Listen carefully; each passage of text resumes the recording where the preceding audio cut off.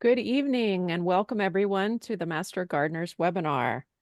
The topic for tonight is cover crops and how they can improve your garden.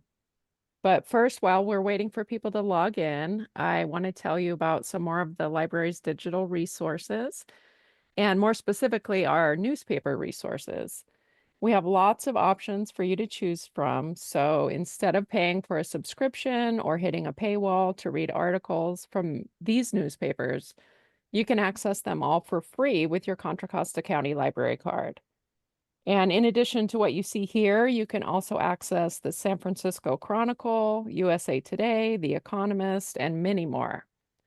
And not only do we have US newspapers, but we can also give you access to publications from over 120 different countries. So you can get started reading all the news you could ever possibly need for free by going to the library's website. And there is a link right on the front page to newspapers. And of course, if you need any help getting started, you can always call or stop by a branch and someone will be happy to help you. So I hope this is useful for some of you and you'll give it a try.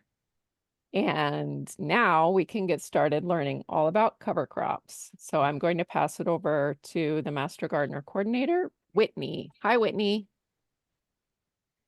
Thanks, Serenity. Welcome to tonight's program on cover crops. My name is Whitney Kirkendall, and I'm a UC Master Gardener volunteer and tonight's moderator. This program is co-sponsored by the Contra Costa County Libraries and the University of California Master Gardeners.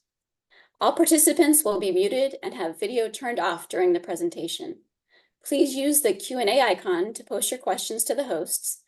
Questions will be addressed at designated times during the presentation, in this case, at the end of the presentation. Please don't use the chat to post your questions, only the Q&A. This event will be recorded for educational or promotional use by the University of California.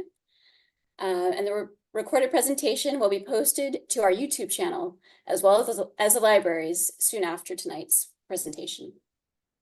Closed captioning is available tonight, and when accessing the recording on YouTube, a handout is available.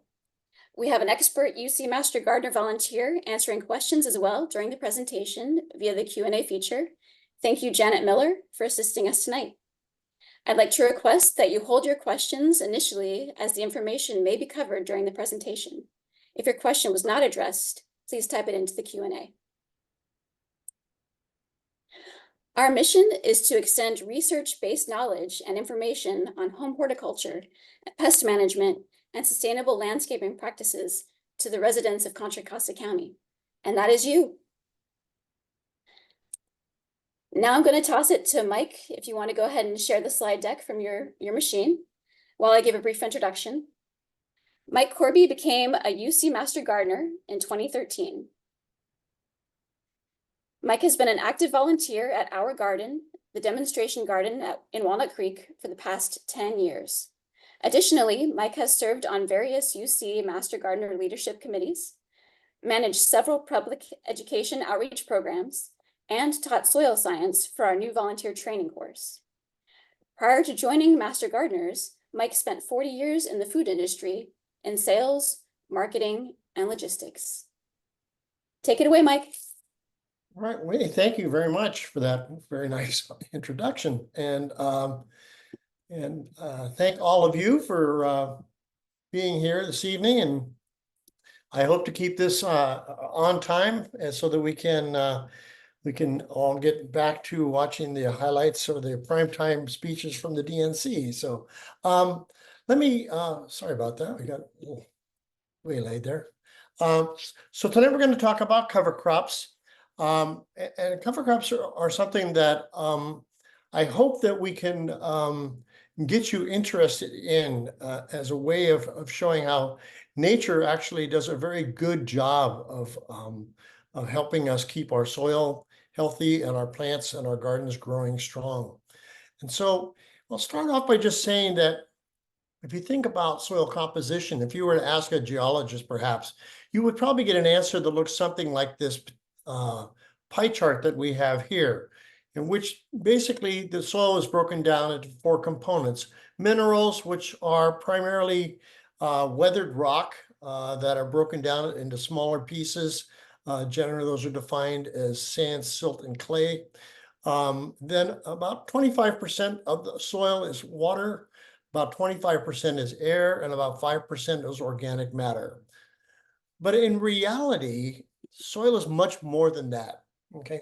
Soil is actually a very multifaceted ecosystem that you really want to look at in sort of in a different way. And that's what I hope to kind of help you understand today. If you look at soil, it's very layered, and you might look at the top of that and you're going to see plants that are growing on the top. But as you begin to go down through the different layers, you're going to see that there is really just a myriad of life forms that are in here. I mean, we have things like mammals, and we have all types of insects that are growing in here.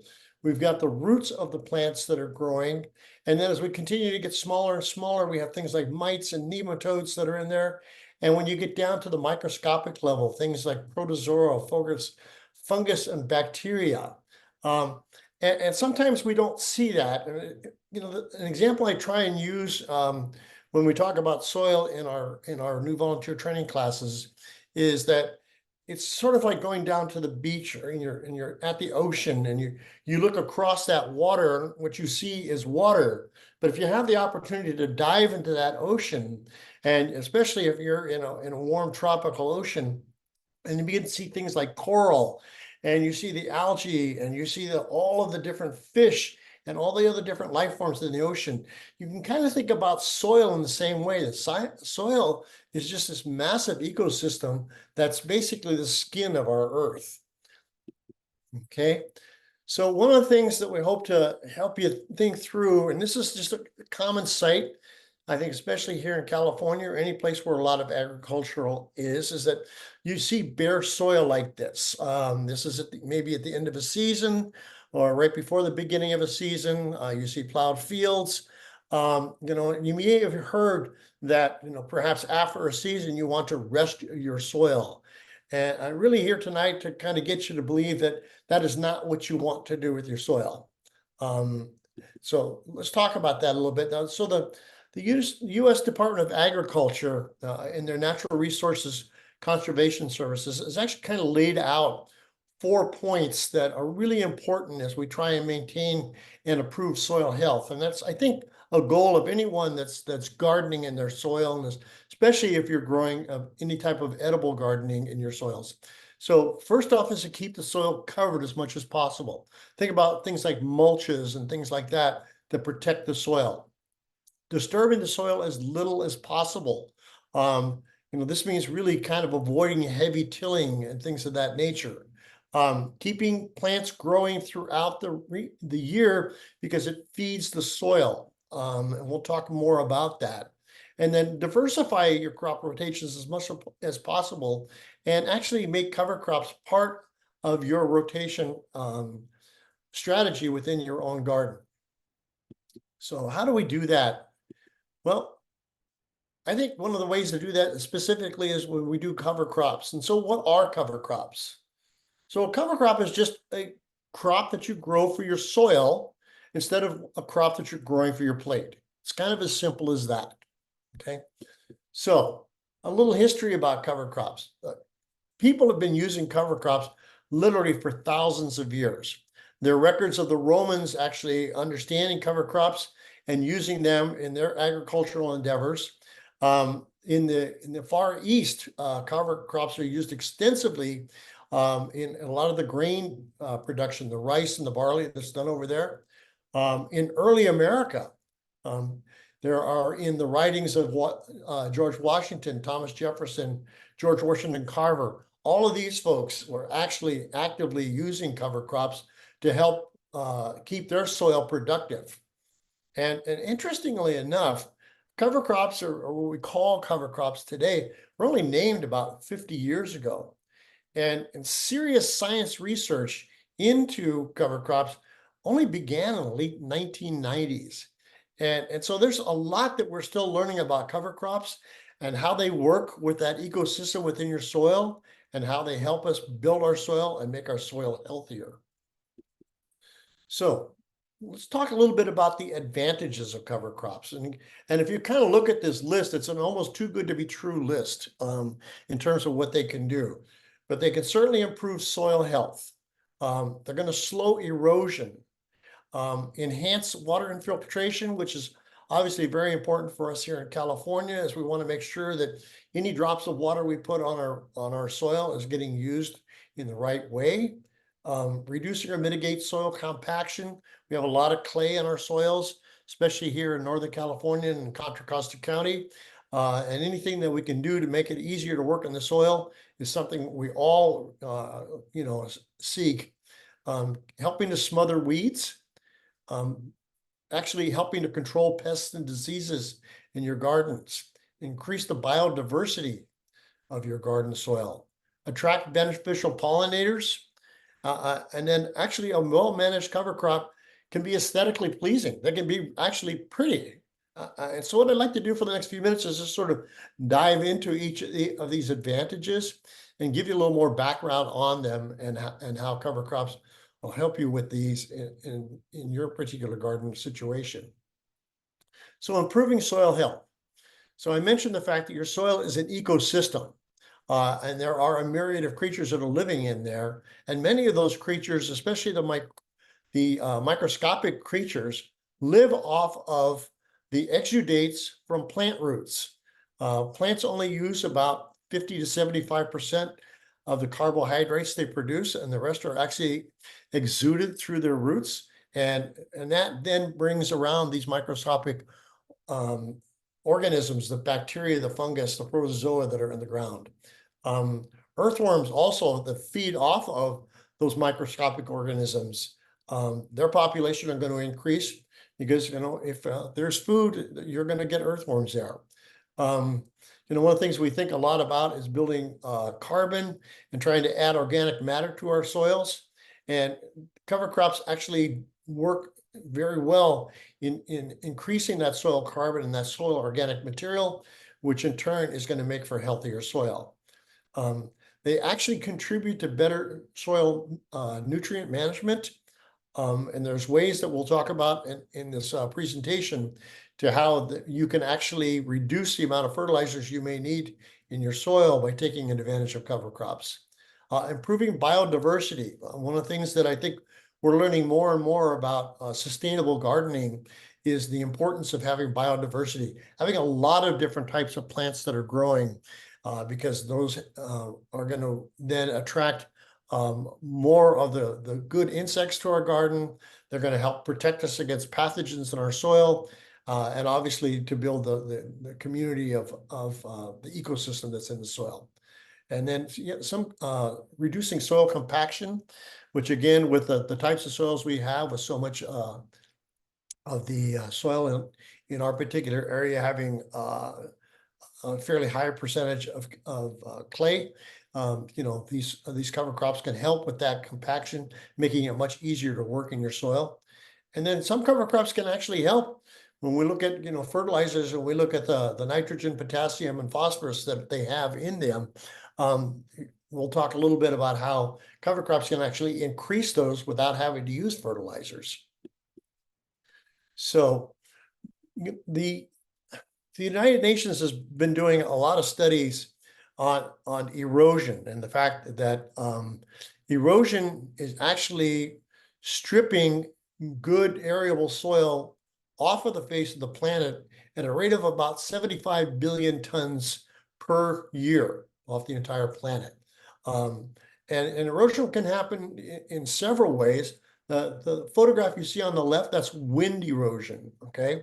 And winds can kick up, and as we find ourselves in more and more of the extreme weather conditions, and things like very, very windy days, uncovered soil like this, the particles that are actually the most beneficial to your soil, which are the organic matter, the clay, and the silt particles, are very, very fine. They're the lightest weight particles in your soil, and they're easily picked up by winds and can actually just be suspended in the air, as you see like this cloud over the field here on the left, and can actually be carried very, very long distances. This was a huge issue during the dust storms of Middle America in the 1930s.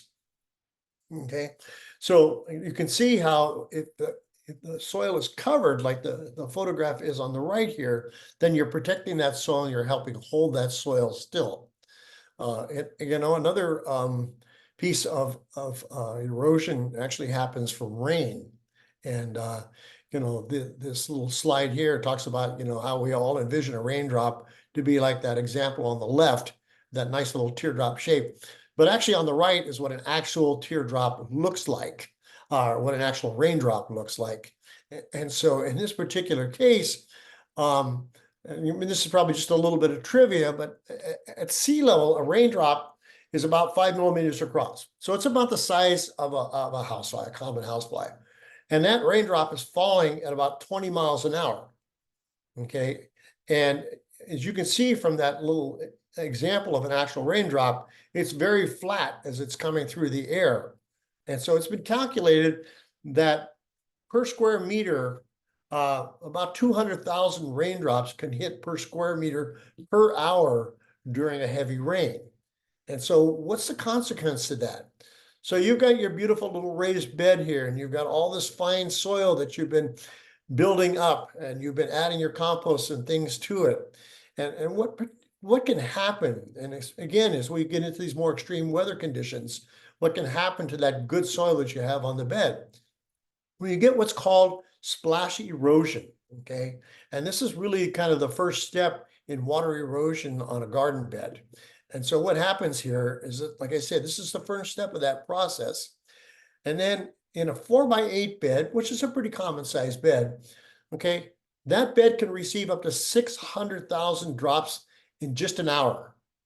Okay, so you think about those little flat little hamburgers falling from the sky, dropping at 20 miles an hour and hitting that good soil you have. So what's going to happen? I mean, those little particles on the top that we were saying are the most fertile particles of your soil can actually jump as high as 2 feet above the ground, and it can actually be splashed out of that bed by 5 feet.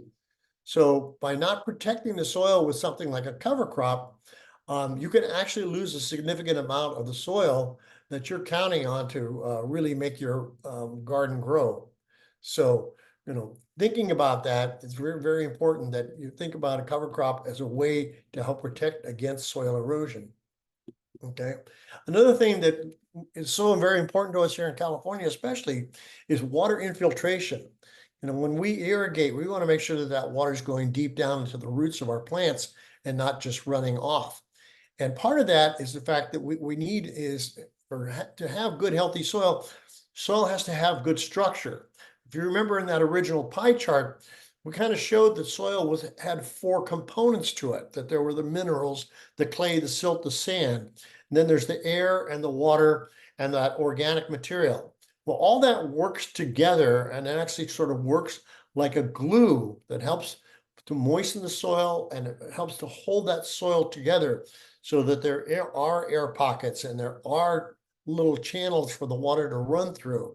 And along with that, you want those little pockets because you want the roots to be able to move through there and to be able to access the oxygen, the water, and the nutrients that are on those soil particles.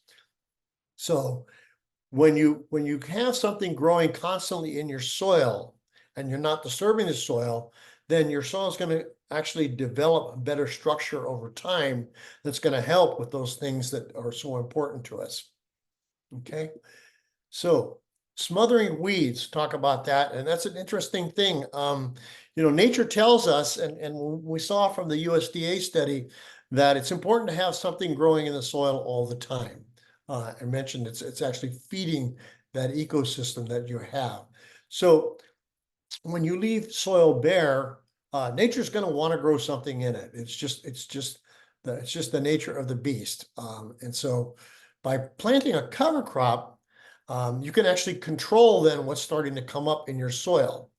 So cover crop will actually create direct competition against, arbitrary weeds that may be blowing in from other places. And there's actually studies that have been done recently that talk about something called the allelopathy release of growth inhibiting substances that many cover crops have. And because they will then outcompete the other weed seeds in your garden. And so therefore, you're not going to be out there all winter or all summer digging weeds. And so this is going to help a lot in terms of reducing the amount of work that you have. Okay. And so they also have a blocking stimuli. So they're gonna even cut back on those weed seeds even more in how that they actually release this particular chemical substances to the soil that actually stop the weed seed from even germinating. Okay. And then also what they can do is they can alternate the microbial communities. And those microbes are so important in the garden because those are the ones that break the minerals down that actually make the nitrogen, potassium, phosphorus, and all the other elements that are in the soil that are necessary for plant growth from actually being available to certain weeds. So other things that your cover crops can do is they can help attract beneficial insects, which is very, very important. And that's what we want. I mean, because those beneficial insects are going to help you fight the other bad insects in your garden, like the aphids and thrips and other things that can come into the garden. So the photograph on the left, obviously, you can see a very common lady beetle, but just above that and to the left of the lady beetle's head, there you see that's a lady beetle larva. A lot of people don't recognize that, but that's actually a more voracious eater of aphids than the mature lady beetle. And then on the right, what you see is a field of mustard. This is brassicas. Mustards are in the brassica family, okay? But these have very powerful chemicals that they can release into the soil that will act as a biofumigant. And what these will do then is they will help reduce soil pathogens in your garden. I've actually used these for a number of years on my own garden when I realized that I had come down with Fusarium wilt, which is a fungal pathogen in my garden that really inhibited the growth of my tomatoes. And what I have found is doing this on a regular basis every fall and winter has helped really beat back that pathogen on my own garden. So increasing biodiversity, and we talked about this a little bit earlier, but biodiversity is so important when it comes to the sustainability of our gardens. Having monocultures in your garden can be really stressful on your garden and on your soil. And also many pests and many of the diseases that come into your garden tend to be plant specific. And so by having only one plant, you can really risk having an outbreak that will be very, very hard to control. But by increasing the diversity within that community within your garden, you really lower the risk of having severe outbreaks of either pests or pathogens in your soil. And also, as I mentioned, the microbial life in your soil is really dependent on those exudates that come from plant roots, that extra carbohydrates that come out. And a lot of them are drawn to specific plants and the specific exudates of those plants. So if you increase the biodiversity of the plants that you're growing, what you're going to see is you're going to get a greater amount of microbial life, and that's going to result in healthier soil. Okay. Cover crops can help in extreme heat. So we keep talking about, with climate change and the more severe weather that we're having, that this can actually help keep your soil much, much cooler. And soil temperatures, when they rise, you can see an example on the right here. Those are just two soil temperature probes that have been placed into soil on a day that was about 110 degrees. And you can see that on the left there, that the soil with the cover crop is only at 87 degrees, whereas the unprotected soil is at 107. Now, these extreme temperatures on your soil can have a tremendous effect on what we call the mineralization rates in your soil. And that's turning those minerals into a plant available form. So taking that nitrogen, potassium, phosphorus, and making it actually available to the plant roots. When soil gets too hot, that mineralization stops and it starts to break down. And so even though the nutrients may be there, they're not going to be available to your plants. It also has a significant impact on the microbial life. Remember, that's an ecosystem in there, and you have lots of things living there. And when temperatures do get too high, they suffer from that. Clearly and kind of obviously, soil moisture is impacted by it, and soil structure can be significantly impacted by getting your soil too hot. So cover crops can help protect your soil from getting too warm. Attracting beneficial pollinators. And this is something that we're seeing more and more. If you're driving through orchards in California or vineyards, you're going to find that people now more and more begin to plant cover crops, things like clovers and things that attract pollinators, so that you can get an early start. We're actually, at our demonstration garden in Walnut Creek, we've been experimenting for the past year with adding cover crops to our orchard area, because you're going to find that before those blossoms start to set on your fruit trees, that having something that's going to draw pollinators is going to give you a higher pollination success rate than just leaving bare soil or bare mulch around your trees. Okay, and then lastly, cover crops can actually look really nice. You can see from these pictures here, things like crimson clover. And, I think all of us that live here in the Bay Area, if you get up into the wine country, in the early spring, late winter, and see the mustard blooming across the hillsides and stuff, these can be really attractive. A few years ago, we actually planted a whole bed with crimson clover that came up in late March, early April, and it was just stunning to see that. So, even if you don't do it for all the other things, you might do it just because it gives you something to look out the window and see during the winter that's pretty. So, how do we choose the right cover crop? Well, cover crops, we kind of look at cover crops in large batches, okay? So we look at things called legumes, and legumes are really known for their ability to fix nitrogen in your soil. Nitrogen is one of those things that, especially in our Northern California soils, can be very elusive. A lot of the summer crops that we grow are heavy nitrogen feeders. And so following those up with a legume can actually help to replenish nitrogen into the soil. Grains, so add carbon and biomass to the soils, not only with what you see above the ground, but these grain plants actually have huge root systems as well that can go very, very deep into the soil. So we actually call these scavenger plants because they can go deep and pull up nutrients like nitrogen and phosphorus that may have leached deeper down into the soil. And so they can scavenge those nutrients and bring them back up into the root zone where plants can use. And brassicas, and we're going to go deeper into each of these in just a second, but these are great for biomass production and nutrient scavenging again.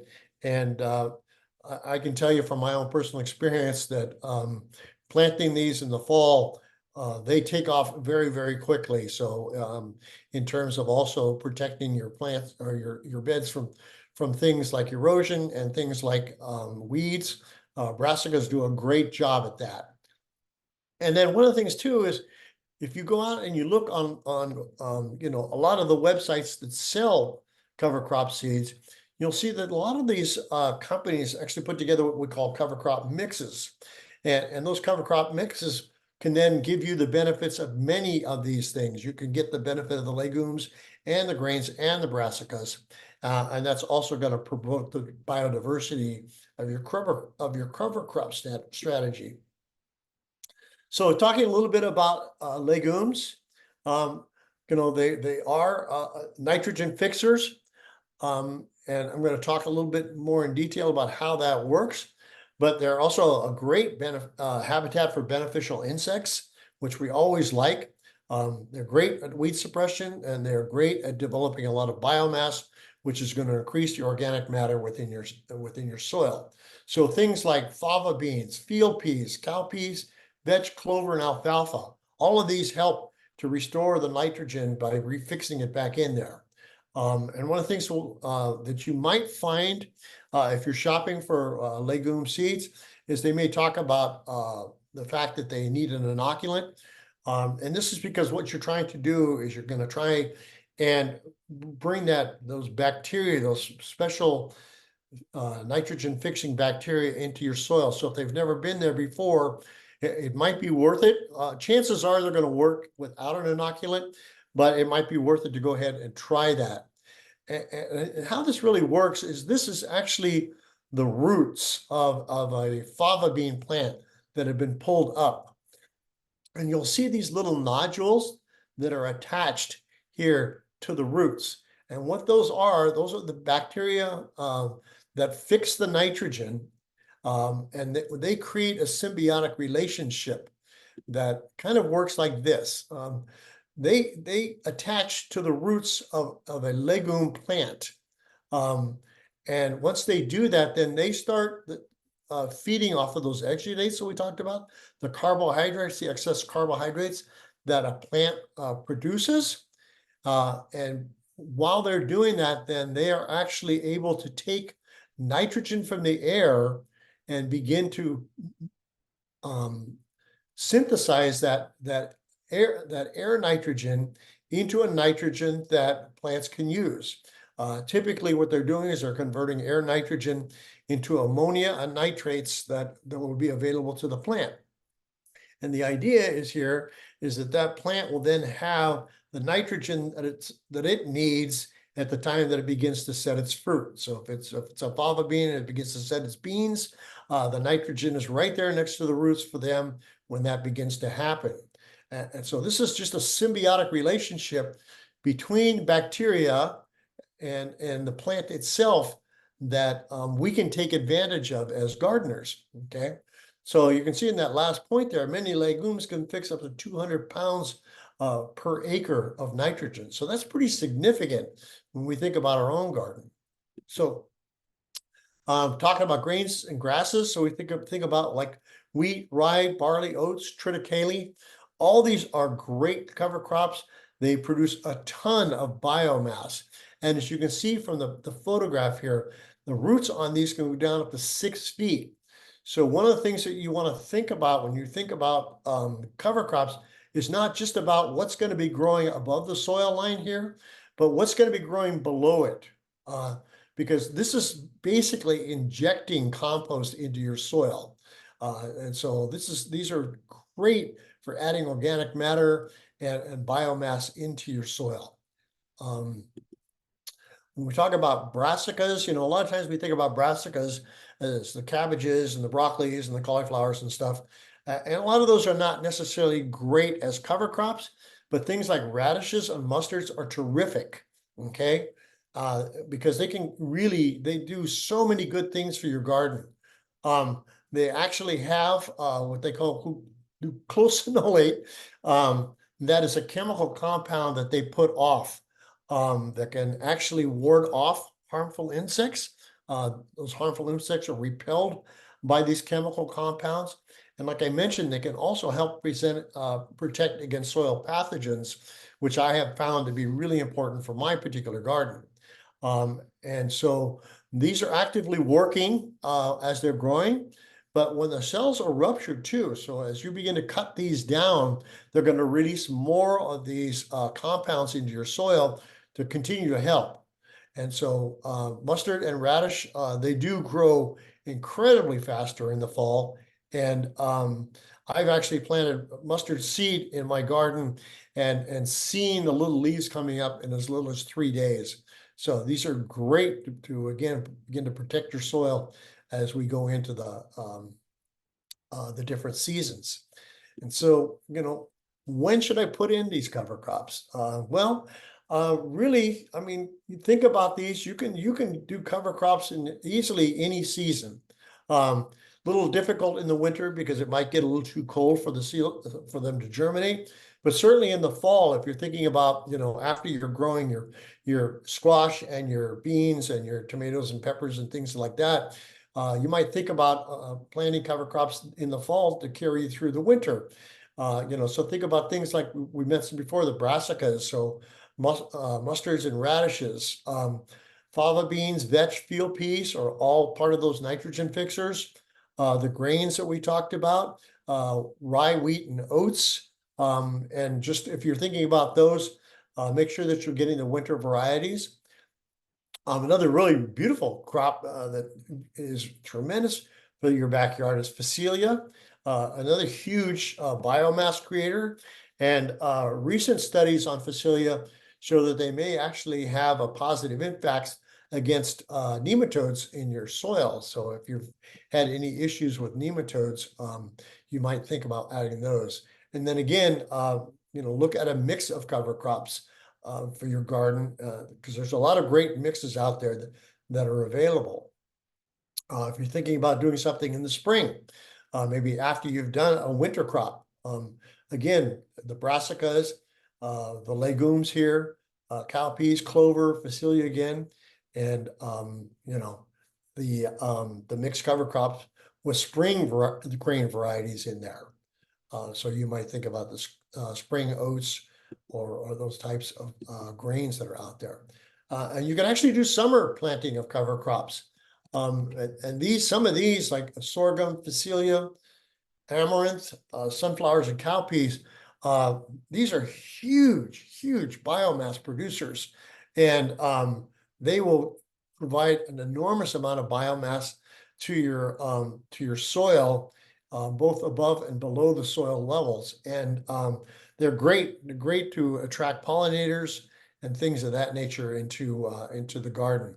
And plus, a lot of these are just absolutely stunning in a garden. So there's something to consider if you're thinking about getting a summer cover crop in.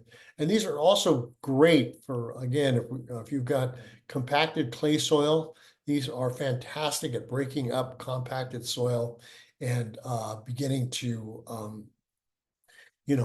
make that soil structure healthier and easier to work with. So if you're thinking about doing cover crops, they're really pretty simple. There's not a lot of work that needs to be done here. Basically, the area you want to plant them in, you just lightly rake it just enough so that your seeds can get purchased and it's fairly smooth. Get rid of any large rocks or dirt clods that might be there, because that would inhibit a seed from germinating. You could add a little bit of compost to that soil. There's no need to add fertilizers. They don't need starter fertilizers or any of those kinds of things. And essentially, all you need to do is you can take and just broadcast the seeds, whether those are grain seeds, bean seeds, your brassica seeds, and then just lightly cover that with about a ½ inch of soil or compost. If you're doing fava beans, then it's best to put those in first. Take them on about 12-inch centers and just push them down with your finger to about your first knuckle, so about 1.5 inches deep, and then just gently cover those over, and then go ahead and broadcast your grain seeds above that. And then it's just important to remember, until they begin to come up, that you want to keep that soil moist so they have a chance to germinate. But there's not a lot of work that needs to be done there. There's certainly no tilling that needs to be done or any of that. You're going to let the cover crop do that tilling for you. And so when we talk about the cover crops and you grow them, and then, kind of, what do I do with them? And so the best thing you want to do is you want to harvest them, okay?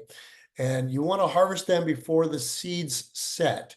So optimally, when those plants have about 50% coverage on their flowers, that's a good time to start thinking about taking them down. And that's probably optimal, especially if you're trying to maximize the amount of nitrogen that you're getting from your legumes.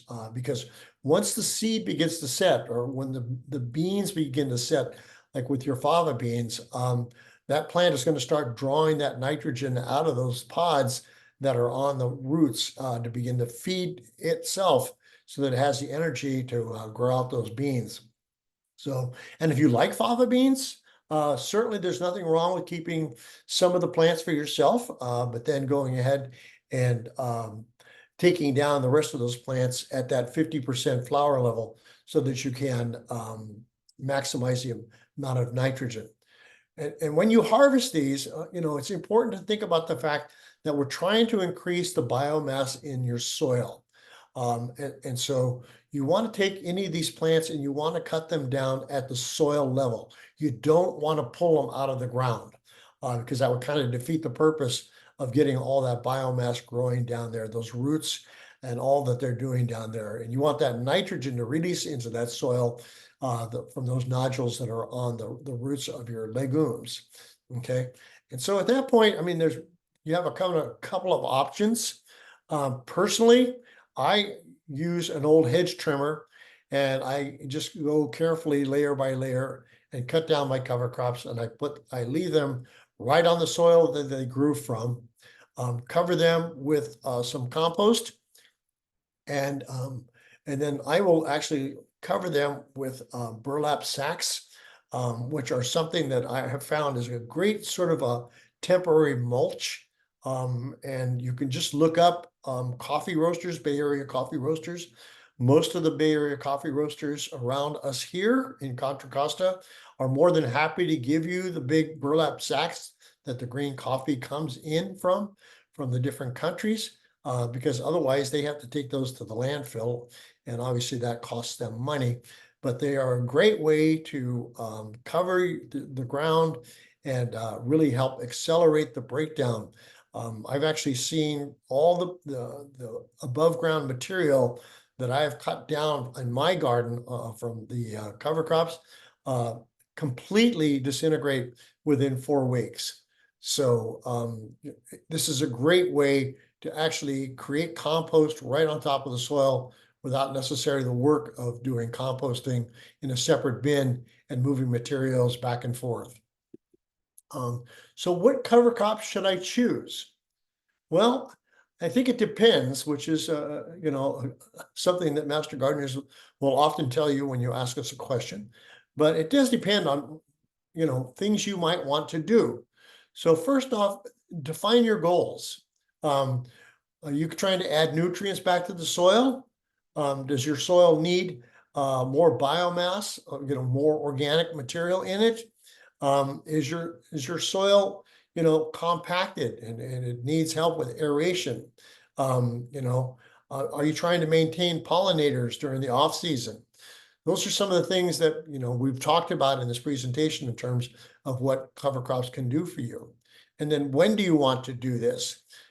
Think about it as part of your crop rotation and including it in there. So is it something that you would do after your summer veggies are done?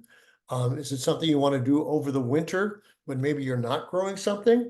Is it something you would do in the summer? Perhaps there's a bed that you have that you do winter crops in, but then you don't have anything planned for that in the summer. So, those are things we can do. And then, even year round, we talk about, if you're growing fruit trees or you're growing grapes or any kind of vine fruit, that, these are great pollinators. And so maybe you want to think about growing something that grows in the soil year round. Other things to consider, would you do a single crop? Some people will do only nitrogen fixing plants. Other people want to use the benefits of the grains to build up the biomass in their soil. So many cover crops have wonderful attributes to them. And so, you might think about that, but also think about the whole importance of diversity and how that helps with the sustainability. And then think about how you're going to terminate that crop. Do you want to just cut it down and add it to a compost bin, which is perfectly fine? Or maybe you want to just go ahead and take that and compost it in place. Either works great. I'm kind of a lazy gardener, so I kind of lean towards liking to compost in place with my cover crops. And it has worked tremendously for me. Actually put my garden in about 5 years ago here, And I can tell you the cover crops have contributed significantly to improving the soil quality of what I have, as is typical in all of our Contra Costa soils here. So some last thoughts, some things to consider. Composting your cover crop, like we mentioned, do you want to leave it in place, or do you want to put it in your compost bin? Obviously, cover crops can be an excellent food source, both for your soil, but also for the food web. We talked about that ecosystem that's in your soil.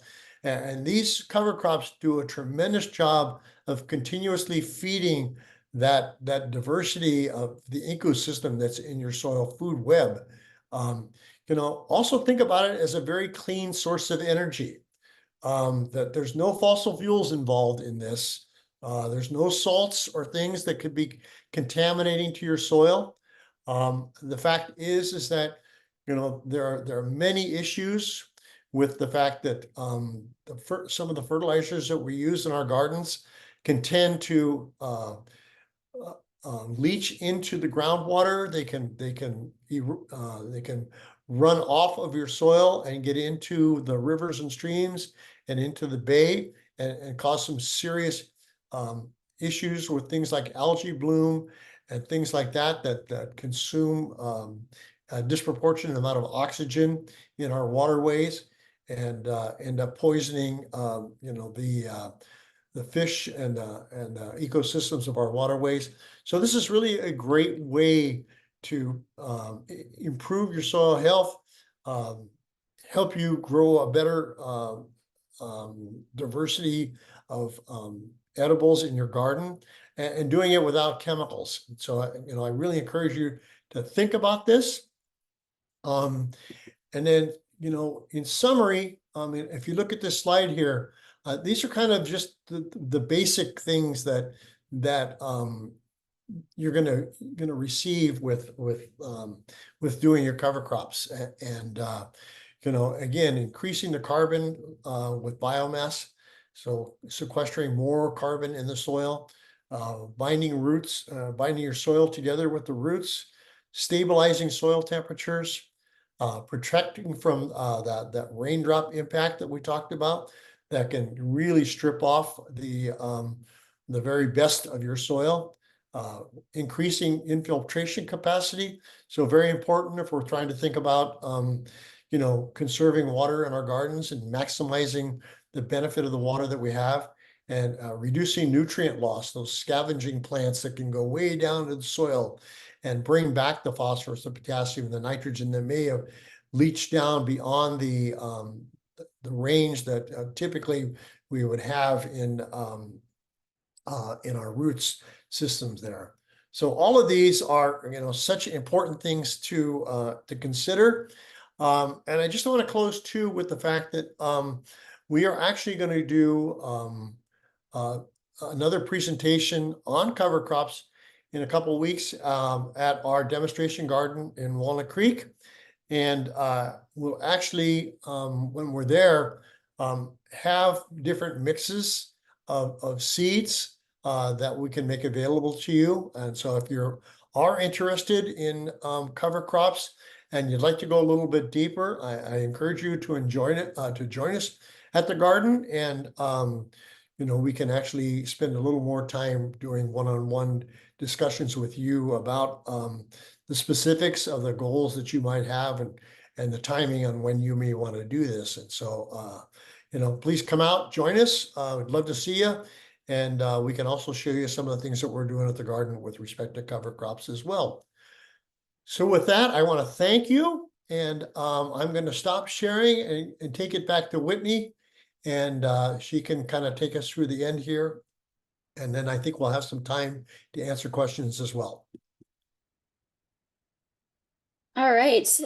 Thanks, Mike, for an incredible education on cover crops.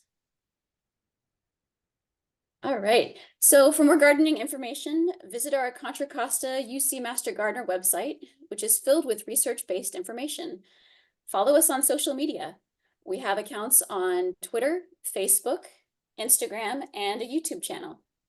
If you live in Contra Costa County, you can email our UC Master Gardener Help Desk with your gardening questions. Tonight's and all prior programs are posted on our YouTube channel soon after the live program. We hope that you join us for another of our webinar talks that we have scheduled in the coming months. Here's a great list of those. It can also be found on our website. Registration is typically posted the week prior to the event on our website, Facebook, and e-newsletter. Also, the library will send an email if you're on their mailing list. Help us serve you. Our follow-up survey helps us get the information we need to improve the quality of our program. Mike created a great handout with links to additional information regarding cover crops. You can access the survey by using the QR code on this page, or use the link that Serenity will put in the chat. Once you complete the survey, you will find a link to the handout on the thank you page. And so at this point, I'll put that barcode up in just a second, but we're going to open it up for questions. And I've got quite a few from our Q&A feature that I'll throw to you, Mike. All Okay, right. so excellent. The first one is, would you use cover crops in raised beds? And if so, what might be the best ones? Absolutely, I would use cover crops in a raised bed. I think that's especially important if that raised bed was filled with bag soils. So that it's going to be important that you want to get the those nutrients and things back into the soil and build up that organic matter that's in there. So I would use that. And I would probably do, depending on what you're growing. I mean, that's the most important thing. If you've been growing heavy feeders in the summertime, tomatoes, peppers, things of that nature, you would definitely want a legume of some type to restore the nitrogen that's been used up by those plants.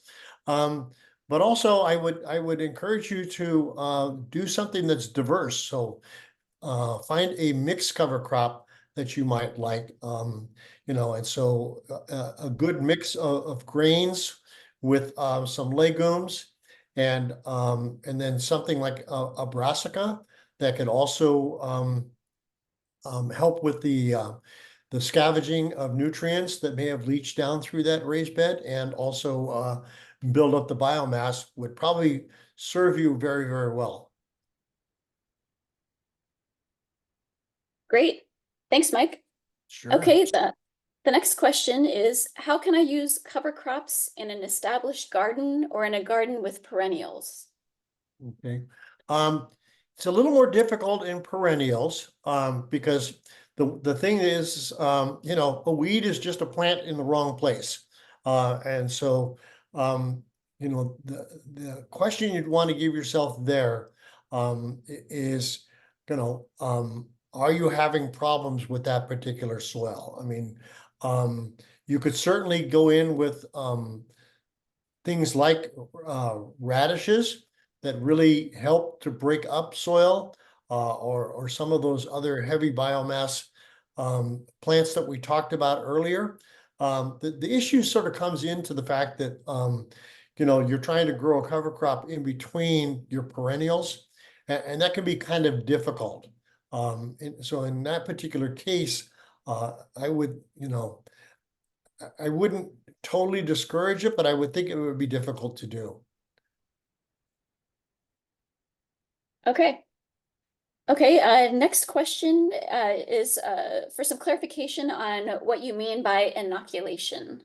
Oh, I'm sorry. I should have gone deeper on that, and I probably jumped over it a little too quickly.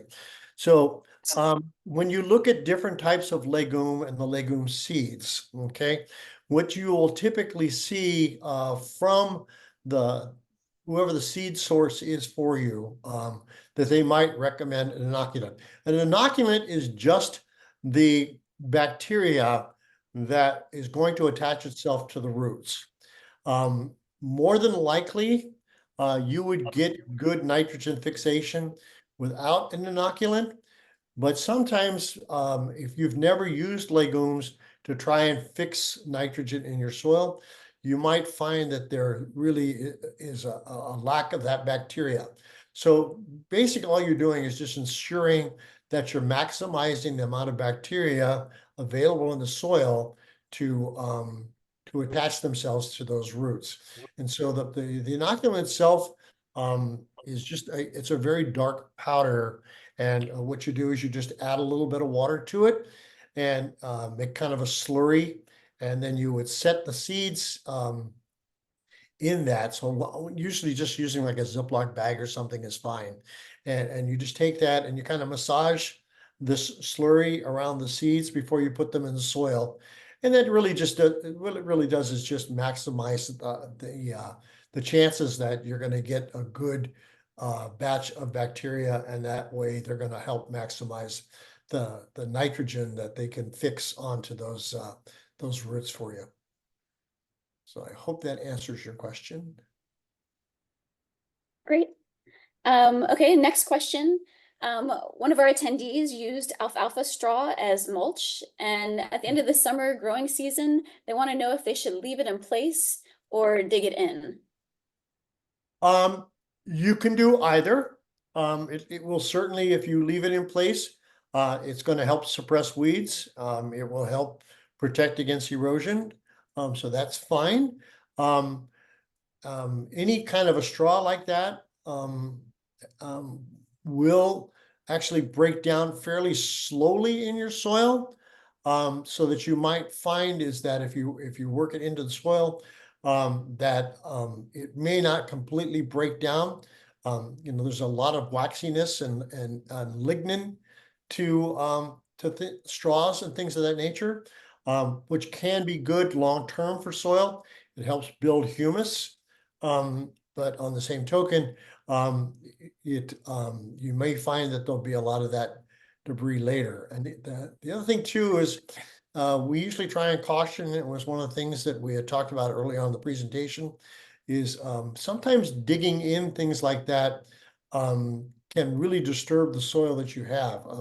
We talk about how important soil structure is, and bearing in mind that there's an ecosystem under the surface of your soil. And so you want to think about the trade-offs there. If you've got soil with good structure, that water drains through quickly, and that you're seeing lots of earthworms in it, I might shy away from digging in that straw, and I might think more about adding it to my compost pile if I really wanted to strip it off and do a cover crop in that particular area instead. Okay, great. Next question. How long do common cover crop seeds last if stored properly?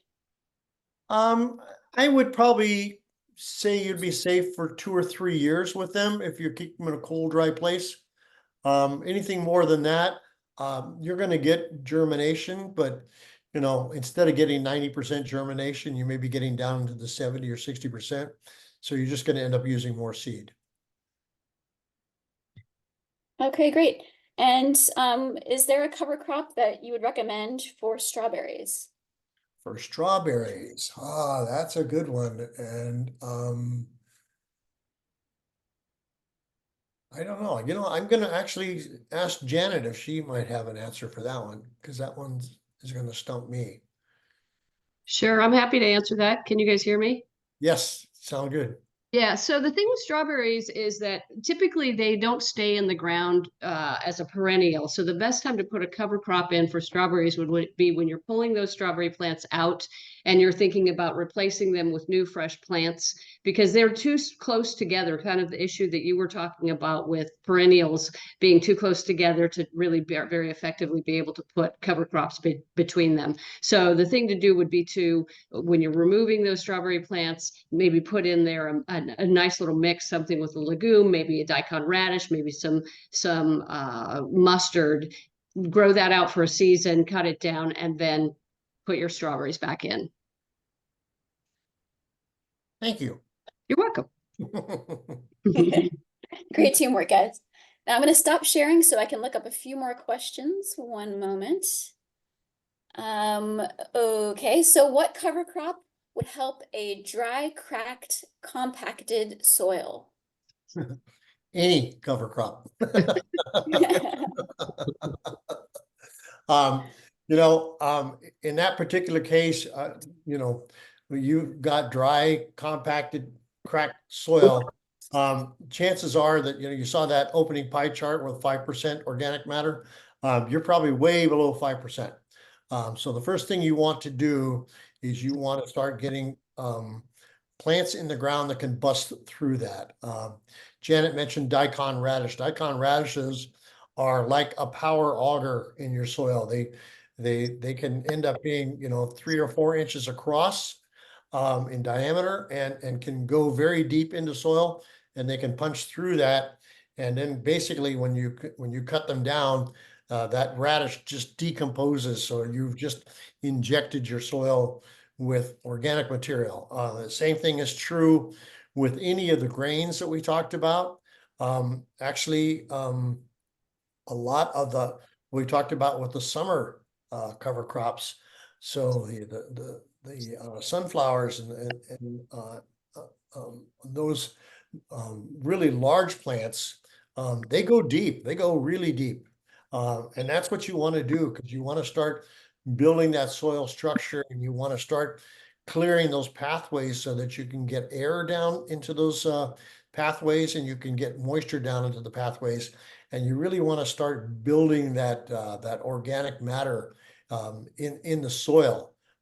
We do soil tests at our demonstration garden, and we started out with very hard, dry, packed, nasty soil there. And we've been doing cover crops and working that soil and building that organic material since we got there in 2012. And some of the more recent soil tests that we've done there, we're pushing 15-18% organic matter now. So, I can't encourage you enough to just get things in the ground, get them planted, get those microbes fired up, get those earthworms fired up, and let them do that work for you. And you'll be surprised how quickly you can turn around some pretty nasty soil.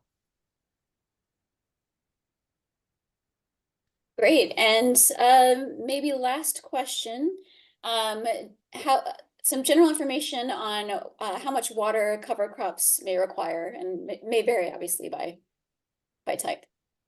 Yeah, I mean, I think the important thing is to get down there. If you have a soil probe that you can use, or a moisture meter, and if nothing else, just take a spade or a hori knife and dig down, and as long as you've got what I would call moist soil. So, and moist soil is one that you could take a handful of it, squeeze it in your fist.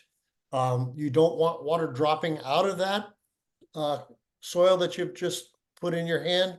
But on the same token, when you open your hand, you want it to hold together. You don't want it to just crumble like dry flour or sand. So that's where you kind of want to be with that. And if you've got that down to about 6 or 8 inches, you're going to be just fine. So that typically would, say that depending on how you water, you're going to want to get 2 to 3 inches of water a week on it. Right now, while we're still in this time of the year, once things start to cool off, you can back off on that.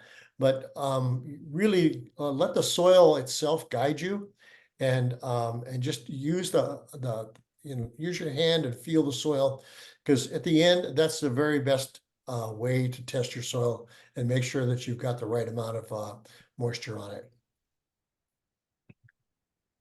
Great. Thanks, Mike. We're out of time.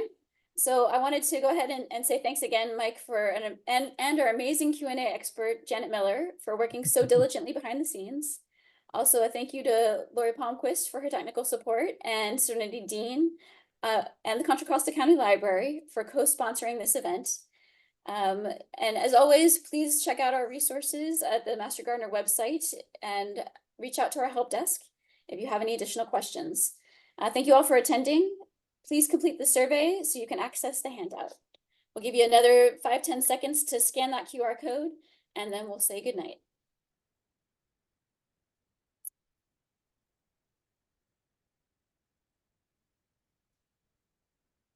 All right, everybody, thanks again, and we'll see you next time. Thank you. Good night.